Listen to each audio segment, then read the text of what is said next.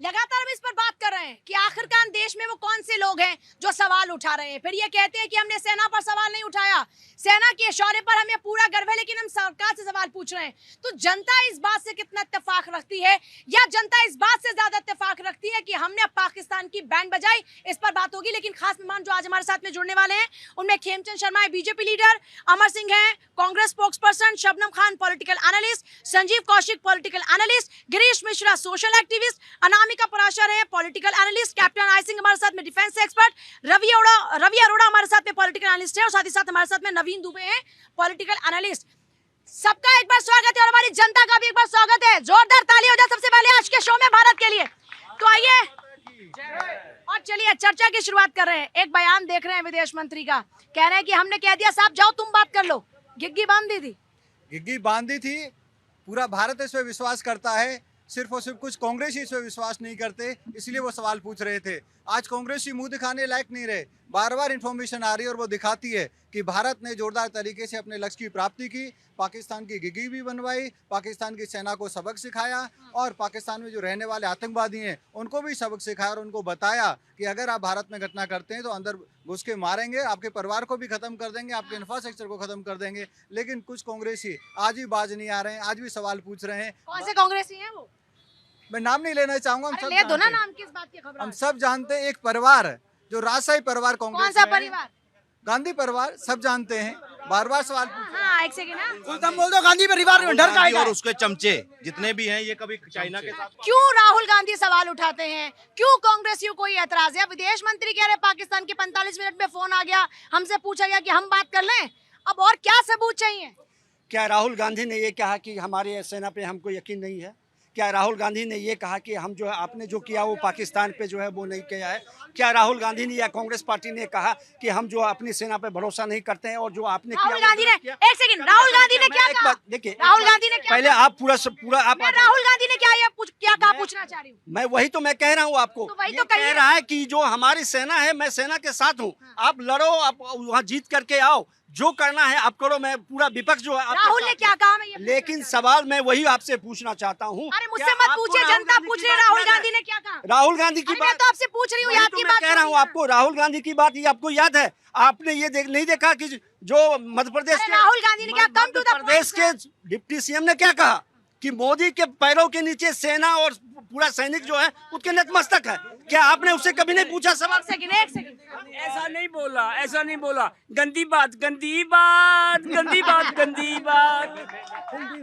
नहीं जी, आप बोलो जरा, बोलो बोलो। क्या है? मोदी मोदी बोलो। मैं इनसे एक चीज बोलूं, ये कहते हैं राहुल गांधी ने क्या कहा। राहुल गांधी ने कहा कि डोकलाम में हमारे सैनिक पिट कर आए हैं। इवन हमारे आर्मी जनरल कहते हैं कि 1 इंच जमीन जो है चाइना ने कब्जा नहीं, मगर उन पे विश्वास नहीं था इनको। अभी मैं एक चीज बोलता हूँ, नेता विपक्ष क्या होता है? पैरेलल, जो विपक्ष का एक पैरेलल प्रधानमंत्री की भूमिका निभाता है। मगर मुझे एक चीज बताइए, उसी हिंदुस्तान में अगर सरेंडर मोदी कब सरेंडर करेगा? जब पूरा देश सरेंडर करेगा। क्या पूरे देश ने तो सरेंडर कर दिया? जवाब। बिल्कुल। देखिए राहुल गांधी ने क्या कहा, आप ये बता दें कि हमारे बीच में, हमारे पाकिस्तान और राहुल बीच में गांधी ने क्या कहा वो आप बता दो। मैं बात वही तो मैं कह रहा हूँ आपको कि हमारे बीच में कोई आपने हस्तक्षेप मध्य प्रदेश करने के वाला सीएम कौन ने होता क्या, है? उसने ये क्या कहा? बताइए कि ये आप कह दिया, राहुल गांधी ने क्या कहा वो बताइए ना। बताइए, ट्रम्प ने कहा या नहीं कहा? देखिए पूजा हिंदुस्तान, ट्रम्प कौन लगते हैं? आप ये बताइए ना, ट्रम्प कौन कौन लगते लगते हैं? हैं? जिन्होंने कहा कि ट्रम्प, भाई एक मैं सेकंड, रास्ता कर दिया। ट्रम्प कौन लगता है भाई? ट्रम्प कौन लगते हैं? वैसे तो बता दो। ट्रम्प कौन लगते हैं? इन्होंने कल बोला था फूफा। क्या है? हमारा कुछ नहीं है। भारत के लिए एक देश है, उसके ट्रम्प कौन लगते हैं अंकल? कौन है ट्रम्प? कौन है ट्रम्प? ट्रम्प कुछ भी नहीं है जी। कौन है ट्रम्प? उनको कांग्रेस का मामा लगता है मेरा ख्याल है। मुझे लगता है देखो क्या क्या सुनना पड़ रहा है आपको अपनी बयानबाजी के कारण। मैं फिर भी कहूंगी कि ऐसी बातें नहीं बोलनी चाहिए। ट्रंप कल 15वीं बार हिंदुस्तान के स्वाभिमान से खेला, आपको पता है? देश के प्रधानमंत्री वहां से लौटते हैं और उसके बाद में ट्रंप फिर एक वीडियो जारी करता है और फिर वही बात दोहराता है जो इससे पहले 14 बार वो दोहरा चुका होता है। 7 के मंच से हमारे देश के प्रधानमंत्री ने साफ साफ बोला है कि ना मध्यस्थता स्वीकार करेंगे और ना हमने स्वीकार की। किसको आनी चाहिए शर्म? शर्म आनी चाहिए पूरे विपक्षियों को, फोन करके शर्म आनी चाहिए विपक्षियों को इसके लिए कि हमेशा सेना पर क्वेश्चन मार्क, प्रधानमंत्री जी की किसी बात पर विश्वास नहीं। ट्रम्प अभी मेरे पब्लिक में से किसी ने कहा दामाद है तो हो भी सकता है, इनके पता नहीं क्या लगते हैं वो। उन्होंने कुछ कहा तो ये इतने खुश हो गए, लेकिन प्रधानमंत्री जी जो कह रहे हैं उसकी उनकी बात नहीं मानेंगे ये लोग, क्योंकि इनका देश के प्रति स्नेह, देश के प्रति आदर, देश के प्रति जो हमारा डेडिकेशन है वो है ही नहीं। इनका सिर्फ है मलाईदार कुर्सी हाथ से कैसे निकल गई, मलाईदार सत्ता के पास वापस कैसे पहुंचा जाएगा। तो इनको देश से कोई लेना देना नहीं है, सत्ता की तरफ कैसे जाएं। तो मैं अपने बड़े भाइयों को बता दूं कि सत्ता अब आपके हाथ में नहीं आएगी। जो देश का नहीं, वो हमारे भारतीय नागरिकों का नहीं, वोट कभी नहीं मिलेगी आपको। ये देश के सैनिक हैं, आपको क्या लगता है भारत ने क्या किया? देखिए, जब से 2014 के बाद सत्ता परिवर्तन हुआ है और यहाँ मोदी सरकार आई है तो हमारे देश में बहुत सारे परिवर्तन हुए हैं। मैं सेना से जुड़ा हुआ हूँ, सेना में रहा हूँ और मैंने वो सेना भी देखी जो कांग्रेस काल में थी और आज की सेना में भी देखा। उस टाइम मैंने देखा है कि मेरे पास ना तो अच्छे इक्विपमेंट हुआ करते थे, ना अच्छे हथियार थे, और तो और कि हम जो अगर कहीं जाके अगर एम्बूस लगाते थे या किसी से हमारी मुठभेड़ होती थी तो हमारे पास लाइफ जैकेटें नहीं हुआ करती थी। हम बिगड़ लाइफ जैकेट के हमारे जवान शहीद होते थे। मगर आज वही हिंदुस्तान 2014 के बाद लाइफ जैकेटें अपने जवानों को दे ही रहा है, हम एक्सपोर्ट भी कर रहे हैं। और सबसे बड़ी बात है कि हमने जिस तरह से ऑपरेशन सिंदूर करके दिखाया है, भावलपुर में जिस तरह से आतंकवादियों के जितने हेडक्वार्टर थे हमने यहाँ से बैठ के उड़ा दिए हैं। इनके टाइम भी 2000 पर वो कह रहे हैं शर्म आनी चाहिए, किसको आनी चाहिए शर्म?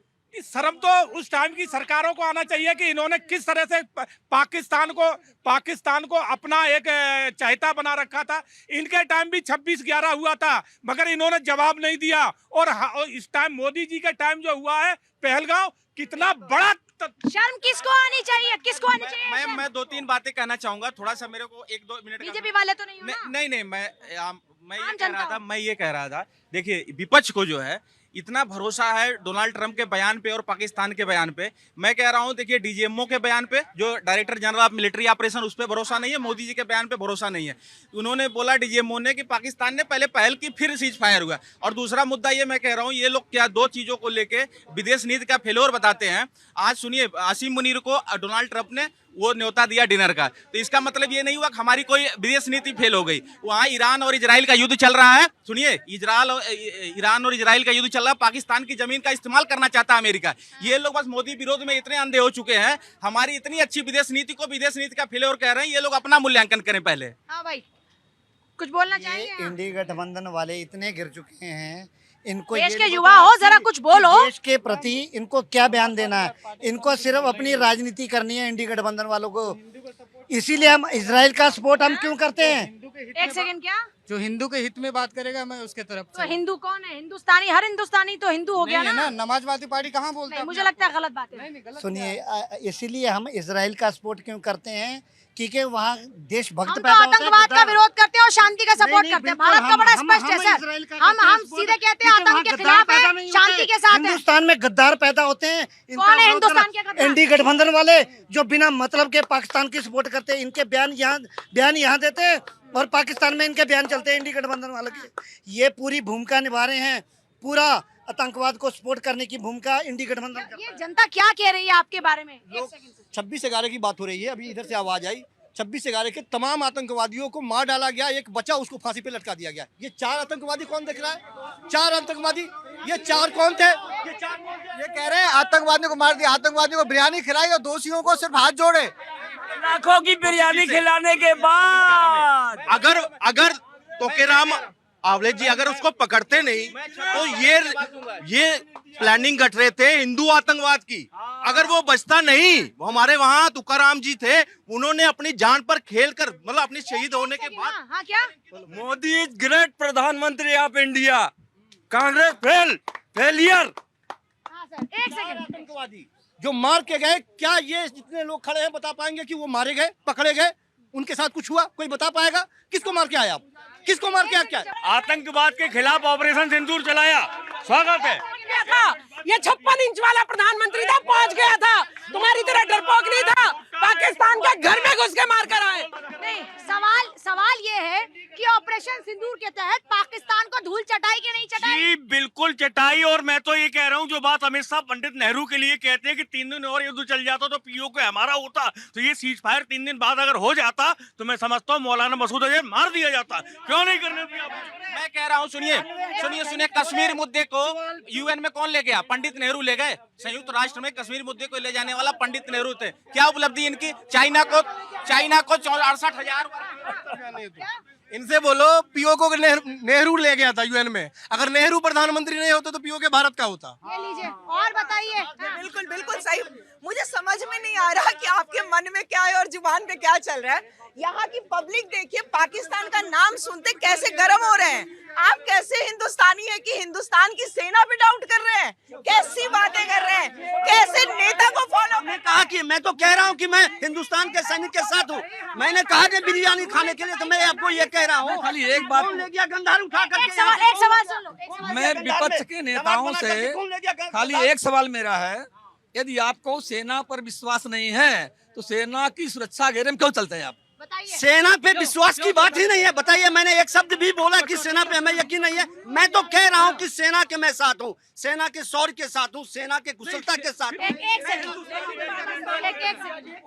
इनके ही नेता, दिल्ली के ही नेता संदीप दीक्षित सेना को गली का गुंडा बोलते हैं। ये कैसे सेना के साथ है? सिद्धू बाजी वहाँ पे क्यों गए थे जब उनके प्राइम मिनिस्टर बनने वाले थे? मैं ये तो कह रहा हूँ कि आप क्यों उठा के ले गए थे? गंधार में कौन ले गया था? गंधार कौन ले गया था? पूरा फ्लाइट उठा करके बताइए, आप कौन गया था बिरयानी खाने?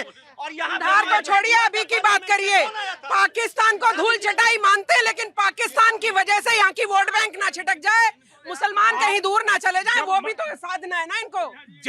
जब मनमोहन सिंह प्रधानमंत्री थे, कश्मीर में एक बहुत बड़ा आतंकवादी हुआ करता था, आसिम मलिक ने ऑन द स्पॉट, उस टाइम मैं भी आर्मी में था, 3 एयरफोर्स के अधिकारियों को शूट आउट किया था। और उस आसिम मलिक को जेल की जगह इन लोगों ने प्रधानमंत्री हाउस में बुलाया था। प्रधानमंत्री हाउस में आसिम मलिक को बुला के उसको फूल माला पहनाई थी और उसके साथ फोटो खिंचवाए थे। ये बात करते हैं